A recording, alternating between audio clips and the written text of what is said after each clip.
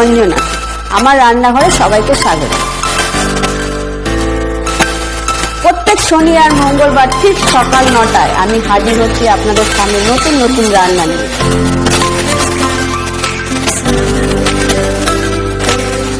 ভালো লাগলে আমার চ্যানেলটাকে লাইক, কমেন্ট, শেয়ার করবেন।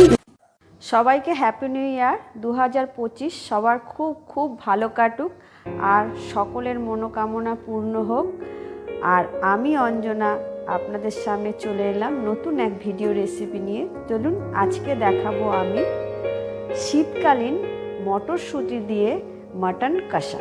তো চলুন ভিডিওটা শুরু করি। প্রথমে আমি এখানে দেখিয়ে দিচ্ছি, আমি এখানে 700 গ্রাম মাটন নিয়েছি। মাটনের পিসগুলো আমি ঠিক এই রকম সাইজের করেছি।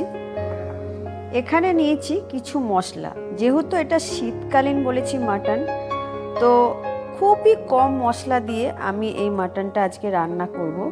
এখানে কিছুটা আদা নিয়েছি, রসুন আছে অল্প পরিমাণে 10 থেকে 12 কোয়া, আর 6 থেকে 5-6টা নিয়েছি কাঁচা লঙ্কা। এই কালো কালো কাঁচা লঙ্কাগুলোর কিন্তু খুব দুর্দান্ত সেন্ট হয় একটা, সেই জন্য আমি এই লঙ্কাটা নিয়েছি।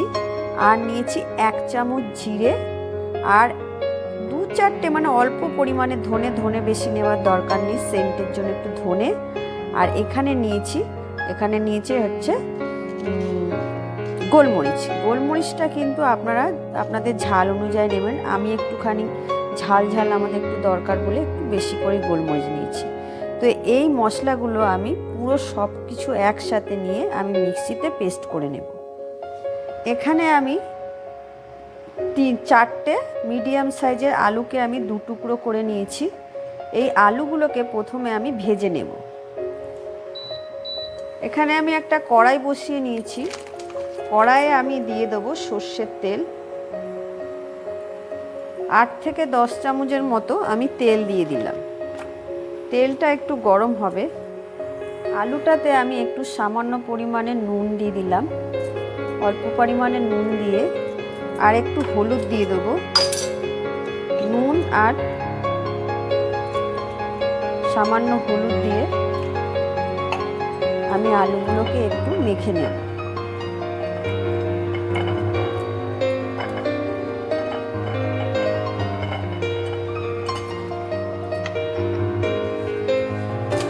এদিকে তেল গরম হয়ে গেছে, তেলের মধ্যে আমি আলুগুলোকে দিয়ে দেব।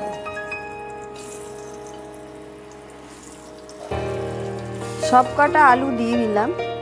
এই আলুগুলোকে আমি একটু লাল করে উল্টে পাল্টে লাল করে ভেজে নেব। দাঁড়া পড়ে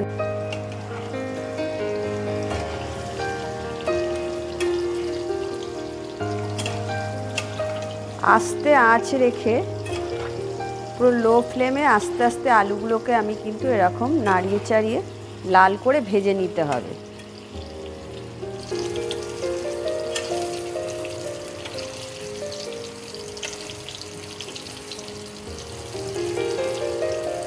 এরকম আমি উল্টে পাল্টে কিন্তু লাল করে ভেজে নেব।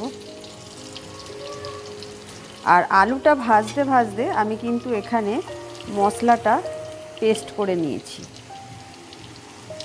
সমস্ত যে গোটা মশলাগুলো দেখালাম আমি এরকম করে পেস্ট করে নিয়েছি।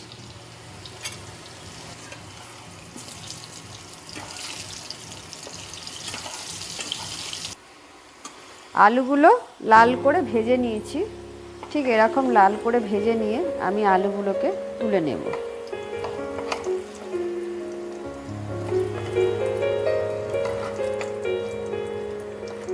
তুলে নিলাম। আর এখানে আমি এই কড়াইয়ের তেলে আমি 3খানা মিডিয়াম সাইজের পেঁয়াজকে এরকম সরু পাতলা করে জিরি করে কেটে নিয়েছি। আমি পেঁয়াজগুলো এর মধ্যে দিয়ে দেবো।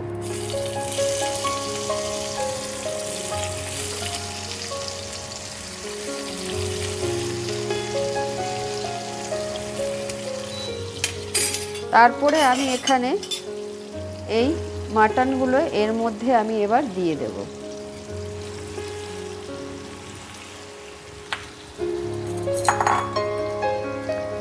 এখানে নিয়েছি। এবার এর মধ্যে বেটে রাখার যে মশলাটা পেস্ট করেছিলাম সেগুলো সব দিয়ে দেব।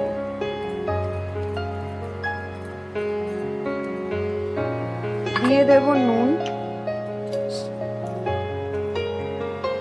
1 চামচ নুন দিয়ে দিলাম, 1 চামচ আর 1/2 চামচ নুন দিয়ে দিলাম। এরপর আমি দেব এতে 1 চামচ হলুদ গুঁড়ো দিয়ে এটাকে আমি এবার ভালো করে একটু নাড়িয়ে দেব। পুরো ফ্লেমটা একদম কম রাখতে হবে, বেশি রাখতে হবে না, মানে কম ফ্লেমে এটা রান্না করতে হবে আস্তে আস্তে করে।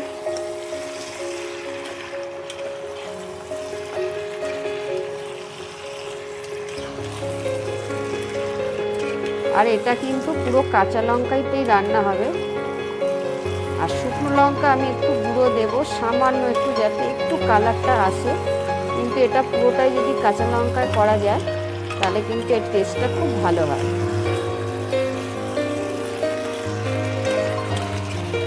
এটাকে আমি ভালো করে এবার মিশিয়ে নিয়েছি মশলা ফসলার সমেত। এবার আমি এটাকে 10 মিনিটের জন্য একদম লো ফ্লেমে চাপা দিয়ে রাখবো। এখন 10 থেকে 15 মিনিটের জন্য চাপা দিয়ে দিলাম। আমি 15 মিনিট পুরো ঢাকা দিয়ে রেখেছিলাম। এবার ঢাকনাটা খুলে নেব, নিয়ে এবার দেখুন কতটা মাংসের থেকে জল ছেড়ে দিয়েছে, অনেকটাই মাংস থেকে জল ছেড়ে দিয়েছে। এরকম আবার আমি এগুলোকে ভালো করে নাড়িয়ে দেব।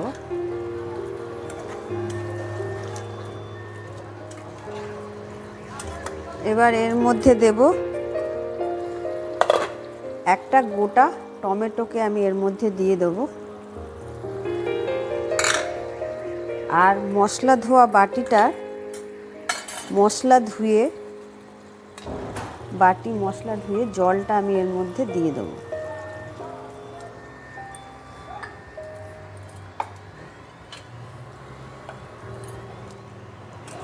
আবারও আমি এটাকে 15 মিনিটের জন্য চাপা দেব। ঢাকনাটা এবার আমি আবার খুলে নেব।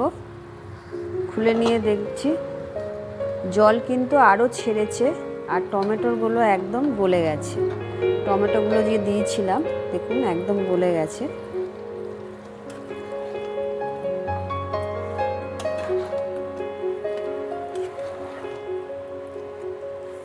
এতে কিন্তু আমি মশলা ধোয়ার বাটিটাই খালি জল অল্প করে ধুয়ে দিয়েছিলাম, জল কিন্তু সেরকম দিইনি। কিন্তু মাংস থেকে পেঁয়াজের রস থেকে যে জলটা বেরিয়েছে বেশ অনেকটাই জল বেরিয়েছে।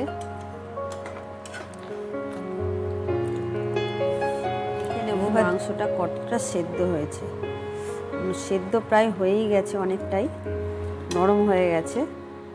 এবার আমি এর মধ্যে দিয়ে দেবো ভেজে রাখা আলুগুলো।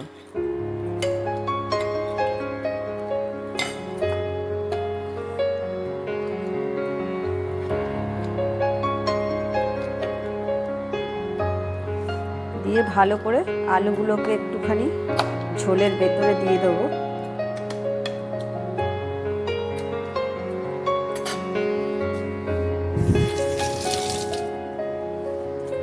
একদম লো ফ্লেমে কিন্তু এটা না রান্না করতে হবে, তাহলে আস্তে আস্তে সেদ্ধ হবে আর মাংসটা মজে যাবে। আর জল বেশি দিলে মাংসের সেরকম টেস্টটা আসে না। আবারও আমি এটা 15 মিনিটের মতো চাপা দিয়ে রাখবো। 15 মিনিট পর আবারও আমি ঢাকনাটা খুলে নিলাম। খুলে নিয়ে দেখে নিচ্ছি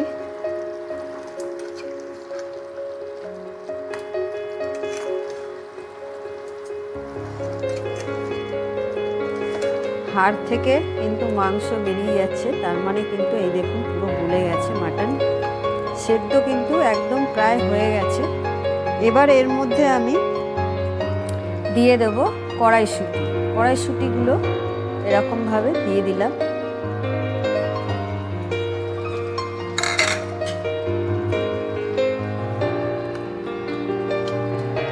এতে কিন্তু কোনো রকম গরম মশলা দেওয়া যাবে না।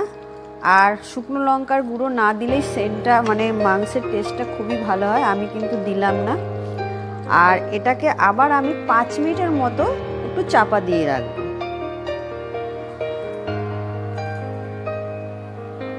এবার আমি ঢাকনাটা খুলে নেব।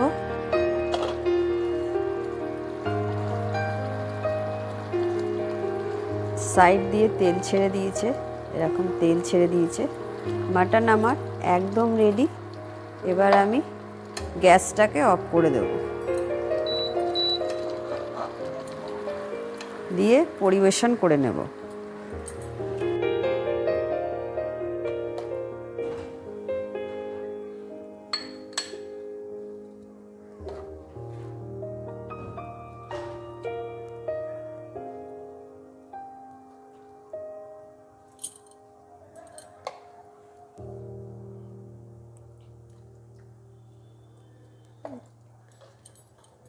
হয়ে গেল আমার শীতকালীন মটরশুঁটির মাটন কষা।